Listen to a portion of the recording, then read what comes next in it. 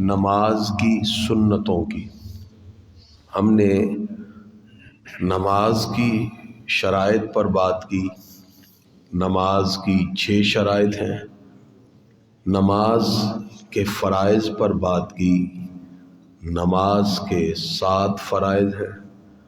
نماز کے واجبات پر بات کی۔ نماز کے 18 واجبات ہیں۔ اس کے علاوہ نماز کی سنتیں ہیں، تقریباً 52 سنتیں ہیں نماز کی۔ نماز کی پہلی سنت یہ ہے کہ جب تکبیر تحریمہ ہم کہتے ہیں تو ہاتھ اٹھائے جائیں، مرد حضرات کانوں کی لو تک اور خواتین صرف کندھے تک۔ یہ سنت ہے، اور اپنی انگلیوں کو اس کے حال پہ چھوڑا جائے۔ یہ نہیں کہ کھول دیں یا ایسے کر لیں، بس اپنے حال پہ چھوڑا جائے، یہ سنت میں شامل ہے۔ اسی طرح ہتھیلیاں اور انگلیوں کا پیٹ قبلے کی طرف ہونا چاہیے۔ جب ہم اللہ اکبر کہیں تو قبلے کی طرف ہو۔ جب تکبیر تحریمہ ہم کہیں تو سر جھکا نہ ہو، بلکہ سر اوپر ہو، سنت ہے۔ تکبیرات سے پہلے ہاتھ اٹھے ہوں، یعنی ہاتھ اٹھا کے پھر اللہ اکبر کہنا، یہ نہیں کہ پہلے اللہ اکبر کہہ کے پھر ہاتھ اٹھانا، یہ سب سنت ہے۔ اسی طرح جب ہم تکبیرات عیدین کہتے ہیں یا قنوت کہتے ہیں، ان تکبیرات میں بھی ہاتھ کا اٹھانا سنت ہے۔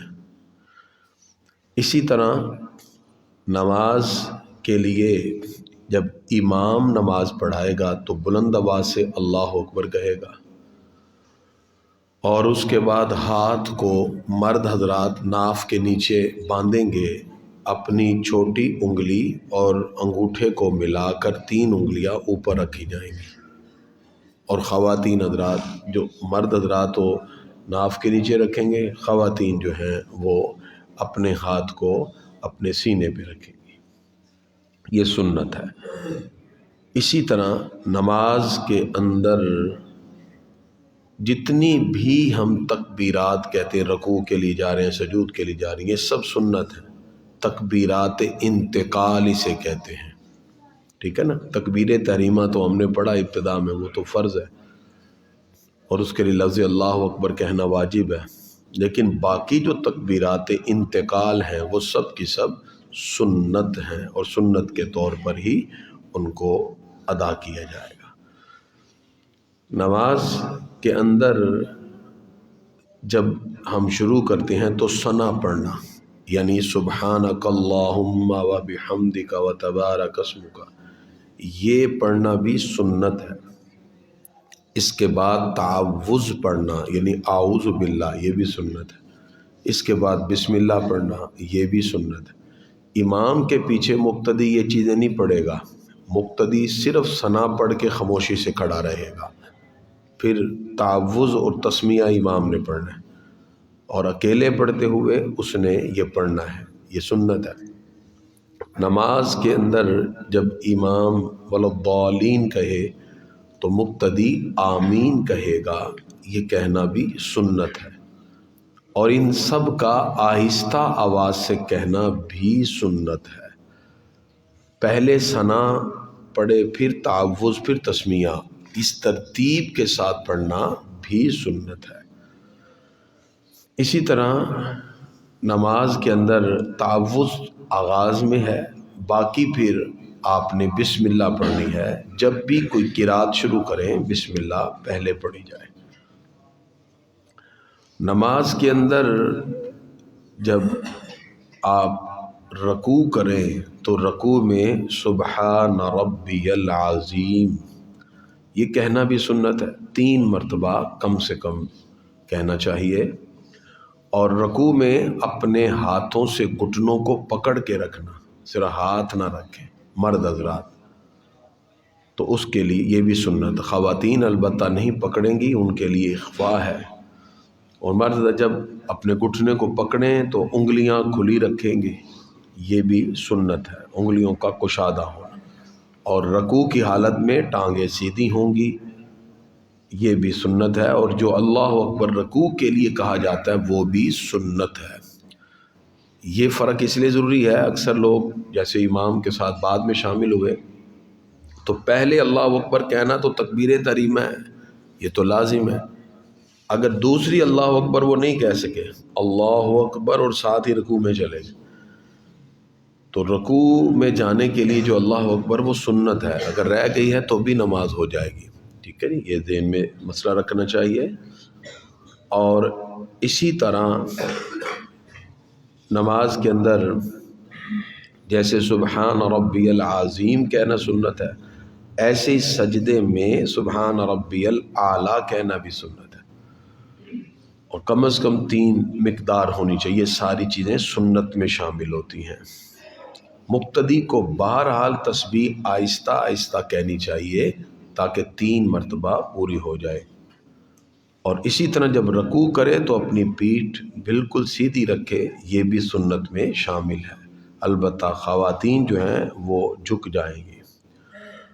نماز کے اندر جس وقت قومے کے لیے کھڑا ہو تو سمیع اللہ لمن حمیدہ، یہاں ہاں کے اوپر وقف کر دینا ہے، یہ بھی سنت میں شامل ہے۔ اور اسی طرح امام جب کہے گا سمیع اللہ لمن حمیدہ تو مقتدی کا ربنا لک الحمد یا ربنا ولک الحمد یا اللہم ربنا لک الحمد یا اللہم ربنا ولک الحمد، حدیث میں چاروں طرح سے یہ کہنا بھی سنت میں شامل ہے۔ اور اکیلا جب نماز پڑھے گا تو دونوں چیزیں خود ہی کہے گا، سمیع اللہ لمن حمیدہ ربنا لک الحمد یا ربنا ولک الحمد یا اللہم ربنا ولک الحمد، تو یہ الفاظ کہنا بھی سنت میں ہے۔ جس وقت سجدے میں جائے تو ہاتھ زمین پہ ڈائریکٹ نہیں رکھنے چاہیے، البتہ اگر کوئی عذر ہے تو پھر رکھ لے، بڑھاپا ہے یا موٹاپا ہے پھر، وگرنہ اپنے ہاتھ کو گھٹنے پہ ہی رکھے، اور پھر پہلے گھٹنے رکھے اور پھر اس کے بعد جھکتے ہوئے ہاتھ، اور پھر اس کے بعد پھر پیشانی، یہ ترتیب، اور واپس اٹھتے ہوئے اس کا الٹ کیا جائے گا، تو یہ سنت کی تکمیل ہو جائے گی۔ لیکن البتہ خواتین جو ہیں وہ ہر حال میں سمٹ کر سجدہ کریں گی، اور ان کے لیے اخفاء کا ہی حکم ہے۔ نماز کے اندر کوشش کی جائے جب سجدہ کریں تو 5 انگلیاں لگیں، یہ سنت ہے۔ کم از کم 1 انگلی کا لگنا فرض ہے، 3 کا واجب ہے، اور 5 کا سنت ہے۔ لہذا سنت کے مطابق یہی طریقہ کار ہونا چاہیے۔ اور جس وقت سجدے سے اٹھیں تو مرد حضرات جو ہیں دائیں پاؤں کو کھڑا کر کے بائیں پہ بیٹھ جاتے ہیں، یہ ان کے لیے سنت ہے۔ تو البتہ خواتین دونوں پاؤں ایک طرف نکال لیتی ہیں۔ اب نماز میں جس وقت آپ قعدہ میں بیٹھے تو قعدہ جیسے پہلا قعدہ ہوتا ہے وہ تو واجب ہے، اس میں تشہد کا پڑھنا بھی واجب ہے، لیکن جو دوسرا قعدہ ہے اس کے اندر تشہد کے بعد جو دعا پڑھی جاتی ہے یہ بھی سنت میں شامل ہے۔ رب اجعلنی، یہ ہم دعا کرتے ہیں، اور درود پاک پڑھتے ہیں، یہ دونوں چیزیں سنت میں شامل ہیں۔ جب دونوں سجدے کر لے تو پھر اپنے گھٹنوں پہ ہاتھ رکھ کے اٹھے، یہ بھی سنت میں شامل ہے۔ اور اسی طرح جس وقت سجدہ کرے تو اپنے پیٹ کو ران سے جدا رکھے، سنت میں شامل ہے۔ اور نماز کے اندر جس وقت وہ بیٹھ کر تشہد پڑھے تو اشہد اللہ الہ پہ انگلی کا کھڑا کرنا اور اللہ پہ رکھ دینا تشہد کے کلمات میں، اس کو بھی سنت کا درجہ کہا گیا۔ تو نماز کے اندر اسی طرح باقی تمام کے تمام امور جو فرض اور واجب سے ہٹ کر ہیں وہ سارے کے سارے سنت میں شامل ہیں، جیسے درود ابراہیمی پڑھنا بھی سنت ہے، اسی طرح تشہد کے بعد جو دعا پڑھی جاتی ہے، درود پاک، یہ سب کا سب سنت میں شامل ہے۔ سنت کا حکم یہ ہے کہ اگر اس میں سے کوئی چیز رہ جائے بھولے سے تو پھر نماز ہو جاتی ہے. واجب اگر چھوٹ جائے تو سجدہ سہو کرنا پڑتا ہے، فرض رہ جائے تو نماز دوبارہ سے پڑھنا پڑتی ہے. سنت جو ہے اس کے اندر اگر کوئی رہ گئی چیز تو پھر بھی نماز ہو جاتی ہے، اس میں سجدہ سہو کی الگ سے ضرورت نہیں ہے.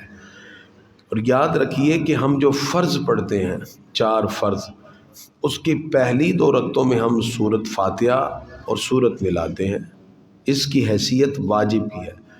لیکن فرضوں کی آخری 2 رکعتوں میں جو ہم سورہ فاتحہ پڑھتے ہیں اس کا پڑھنا سنت ہے، وہ فرض یا واجب کی حیثیت سے نہیں ہے. لہذا اگر رہ بھی جائے تو سجدہ سہو نہیں ہوگا. فرضوں کی آخری 2 رکعتوں میں سورہ فاتحہ کا پڑھنا سنت کا درجہ رکھتا ہے.